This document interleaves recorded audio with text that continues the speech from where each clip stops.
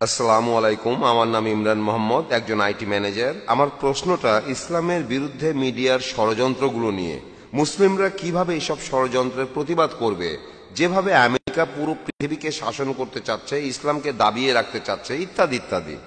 এসব ক্ষেত্রে প্রায় দেখা যায় যেসব মুসলিম তাদের ধর্ম সম্পর্কে খুব একটা জানে না, তারা মিডিয়ার এইসব মিথ্যা রটনা শুনে সেগুলোই বেশি করে বিশ্বাস করে। মুসলিমদের কিভাবে এসব ষড়যন্ত্রের মোকাবেলা করা উচিত? ভাই, আপনি একটা প্রশ্ন করলেন যে কিভাবে একজন মুসলিম প্রতিবাদ করবে বিভিন্ন ষড়যন্ত্রের বিরুদ্ধে যেগুলো আমেরিকানরা ইসলামের বিরুদ্ধে প্রচার করে থাকে, আর আমরাও বুঝতে পারি না যে কি করতে হবে। প্রথমে যেটা করতে হবে, আগে জানতে হবে আমাদের দিনকে। দুর্ভাগ্যজনকভাবে বেশিরভাগ মুসলিমই নিজের ধর্ম সম্পর্কেই জানে না। এই জন্যই আমরা এই সমস্যায় পড়ি। যদি নিজের ধর্মটা ভালোভাবে জানি, তাহলে মিডিয়া এই মিথ্যা কথাগুলো প্রচার করার সুযোগ পাবে না। দুর্ভাগ্যজনকভাবে আমরা আমাদের ধর্মকে জানি না, আর এ কারণে মিডিয়া যখন বিভিন্ন খবর প্রচার করে আমরা মুসলিমরা লজ্জিত হই, তাদের সে কথাগুলো মেনে নেই। আমি একটা উদাহরণ দেই। একবার এক ধার্মিক মুসলিম, মাশাআল্লাহ, তিনি একদিন আমাকে বললেন, ভাই জাকির, আপনি কি জানেন এই তালেবানরা তারা খুবই নিষ্ঠুর, খারাপ মানুষ। আমি বললাম, কেন? কারণ কি? কারণ তারা মহিলাদের মারে। আপনাকে কে বলেছে? আমি নিজের চোখেই দেখেছি। কোথায় দেখেছেন? আমি বিবিসিতে দেখেছি।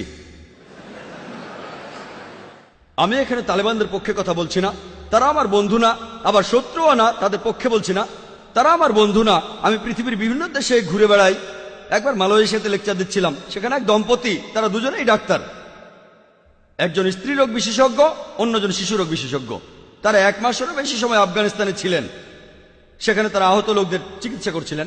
আর সেই মহিলা ডাক্তার, তিনি আমাকে বললেন, টেলিভিশনে যে ভিডিওটা দেখানো হয়েছে, তালেবানরা এক মহিলাকে মারছে, তারা তালেবান না। আপনি কিভাবে জানলেন? কারণ আমি তালেবানদের সাথে ছিলাম। আমি জানি তারা কিভাবে পাগড়ি বাঁধে। যেমন ধরুন, আমরা আরব নই, তাই আমরা বুঝতে পারবো না পাগড়ি বাঁধার কতগুলো নিয়ম আছে আরবদের মধ্যে। তবে আরবরা জানে যে আরব আমিরাতে পাগড়ি পরার নিয়ম একরকম, সৌদি আরবে পাগড়ি পরার নিয়ম আরেক রকম, কুয়েতে পাগড়ি পরার নিয়ম আলাদা। তারা জানে, কিন্তু আমরা জানি না। মহিলা তালেবানদের সাথে ছিলেন, তাই জানেন যে লোকগুলো পাগড়ি পরেছে সেই ভিডিওতে, তালেবানরা সেভাবে পরে না।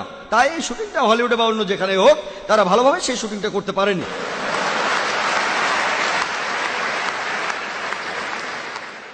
মিডিয়া এভাবে সবকিছু বদলে দিতে পারে।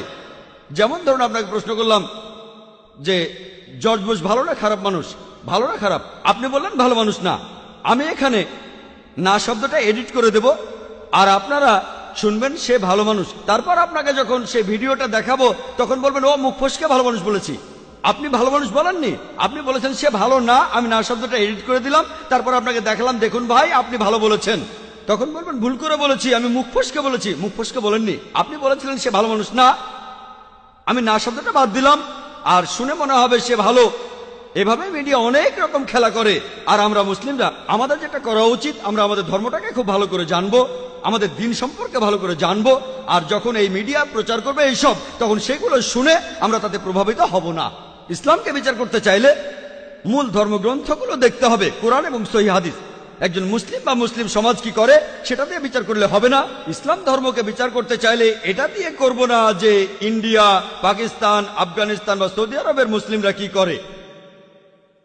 আমি ইসলামকে বিচার করব মূল ধর্মগ্রন্থগুলো দিয়ে, কোরআন এবং সহিহ হাদিস। আমরা এগুলো মেনে চলবো।